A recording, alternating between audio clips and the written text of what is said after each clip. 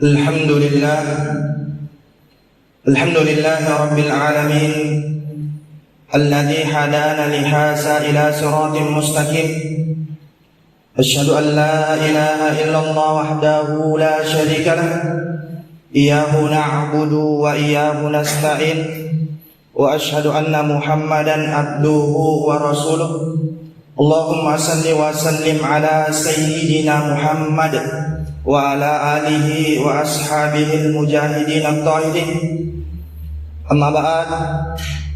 Fa ibadallah usikum wa iyaya bitaqwallahi faqad fasal muttaqun. Faqad qala Allah ta'ala fi kitabihil karim wa huwa asdaqul qailin. A'udzu billahi minasy syaithanir rajim. Bismillahirrahmanirrahim. Ya ayyuhalladzina amanu ittaqullaha haqqa tuqatih wa la tamutunna illa wa antum muslimun. Wa qala aidan qad nara taqalluba wajhika fis sama' falanuwalliyannaka qiblatan tardaha fawalli wajhaka satral masjidil haram. Wa qala aidan khairun nas anfa'uhum linnas. Sadaqallahul azim wa sadaqa rasuluhul karim wa nahnu ala dzalika minasy syahidin wasyakirin walhamdulillahi rabbil alamin. Hadirin toma-toma lebiku, suruh-suruh malebiku sidang jamaah Jumat yang insyaallah dirahmati oleh Allah Subhanahu wa taala. Alhamdulillah, tidak henti-hentinya kita memanjatkan syukur loripang Allah Subhanahu wa taala karena pada hari ini ya rekesi kesempatan untuk saling sitarupa. Kita diberikan kesehatan untuk memuare pada engkagi si hadir maka depu-depu mengilalana ye onrom mak barakae dek gaga lain dek gaga akad tahun untuk pasilender ngi pakasi wajib tak yang hari itu sempaja Jumat nasi bawai beda jama. Maku topar paimang untuk lolongan ni dua telu pak diseng yang insyaallah bagaimana wedding nyolai esu nak janji ngepang Allah Subhanahu wa taala yang hari itu surga mati insyaallah. Begitu pula tak lupa kita kirimkan salawat beserta salam kepada junjungan Nabi besar Nabiullah Muhammad sallallahu alaihi wasallam, Nabi yang diutus oleh Allah Subhanahu wa taala sebagai uswatun hasanah, sebagai rahmatan lil alamin, menjadi contoh, menjadi toladan bagi kita semua dan terkhusus bagi idi umat selenge. Dan mudah-mudahan pada angkaki maka cuek masa lori alena sehingga wedding lolongan syafaat dari asri mondrina pang Allah Subhanahu wa taala insyaallah. Hadirin sidang jamaah Jumat yang insyaallah dirahmati oleh Allah Subhanahu wa taala. Kembali saya memanjatkan puji syukur lori pang Allah Subhanahu wa taala karena pada hari ini kita sudah memasuki Jumat kedua. Jumat kedua di dalam bulan Sya'ban, di mana pada bulan Sya'ban ini banyak orang mega tahu saudara-saudara kita, orang-orang tua kita yang menganggap sepele ini bulan Sya'ban. Karena kenapa bulan Sya'ban ini terletak antara pertengahan ramalangi si bawah bulan Rajab. Jadi makanya biasa umat tomatepena puang Allah Subhanahu wa taala kadang menganggap sepele bulan Sya'ban. Padahal tentu pada edisi itu si madeceng makeda di dalam bulan Rajab ada salah satu peristiwa terbesar yang terjadi lori idi umat Islam yang hari itu peristiwa Isra dan Mi'raj. Peristiwa ipalalena Nabi tak untuk terima secara langsung perintah untuk melaksanakan solat. Nah, di mana pada bulan Ramadan juga banyak peristiwa-peristiwa, mega kejadian-kejadian yang terjadi lalena bulan Ramadan. Pada di bulan Ramadan merupakan bulan diturunkannya Al-Quran.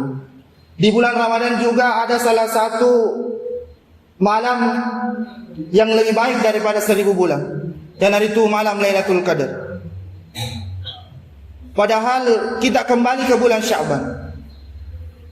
bulan Sya'ban juga menyimpan begitu banyak keutamaan, menyimpan begitu banyak keistimewaan di dalam bulan Sya'ban.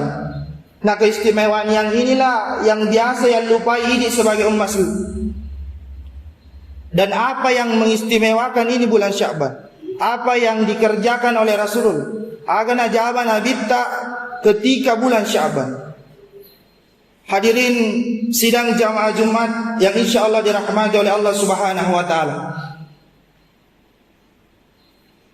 Nah, sebagaimana orang pengaki bahwa bulan Sya'ban ini terletak antara Rajab dan bulan Ramadan. Bulan Sya'ban ini Nasr Nabitta mempunyai banyak keutamaan dan ada beberapa hal yang dikerjakan oleh Rasulullah sallallahu alaihi wasallam. Pada padannya yang pertama, di dalam bulan Sya'ban Allah Subhanahu wa taala menurunkan salah satu firman. Wang Allah Subhanahu wa taala na pareng ngerang kisilori idi toma tepoe makeda innallaha wa malaikatahu yusalluna 'alan nabi ya ayyuhalladzina amanu sallu alaihi wa sallimu taslima. Ayat tentu tidak asing bagi kita. Tentu ayat biasa tu yang kalinga di setiap Jumat-Jumat, di setiap khutbah-khutbah Jumat. Jadi ayat pertanda bahwa Allah mewajibkan kepada kita, Allah memerintahkan kepada kita lori di tempat tepe untuk bagaimana memperbanyak salawat. Ipamegai masalawat lori Nabi sallallahu alaihi wasallam. Innallaha wa malaikatahu yusalluna 'alan nabi. Sesungguhnya Allah dan para malaikatnya bersalawat. Bahkan Allah Subhanahu wa taala masalawat lori Nabi. Nah, menurut pendapatna atau pandritata sebagian besar ulama sepakat bahwa di dalam ayat ini engkau telu salawat. Salawat yang pertama adalah salawatna puang Allah Subhanahu wa taala. Kemudian yang kedua adalah salawatna malaikat untuk Nabi. Kemudian yang ketiga adalah salawatna umatna. Salawatna sebagai tomatepukna puang Allah Subhanahu wa taala. Jadi ayat ini makna sebagai tanda makna puang Allah Subhanahu wa taala begitu memuliakan Rasulullah sallallahu alaihi wasallam. Nabi tak begitu dimuliakan oleh Allah. Bahkan para malaikat pun ikut tunduk untuk bersalawat kepada Rasulullah sallallahu alaihi wasallam. Nah, maka dari itu sebagai tomatepukna puang Allah Subhanahu wa taala kita pergunakan bulan Sya'ban ini bagaimana ipamegai masalah walor Nabi. Karena sebagaimana yang kita pahami bersama bahwa kalau kita bersalawat 1 kali lori Nabi, maka Allah akan membalas 10 kali salawat kita. Allahumma salli wa sallim wa barik alaihi. Hadirin teman-teman lebihku, seru-seru lebihku sidang jamaah Jumat yang insyaallah dirahmati oleh Allah Subhanahu wa taala. Jadi anjuran yang pertama yang diajarkan oleh Rasulullah adalah bagaimana di bulan Sya'ban ipamegai masalawat Nabi Muhammad sallallahu alaihi wasallam. Nah, kemudian yang kedua, pada bulan Sya'ban Nabi tak mengerjakan puasa. Nah, pada bulan Sya'ban ini ulama tak sepakat bahwa pada bulan Sya'ban diturunkannya perintah untuk melaksanakan biasanya puasa.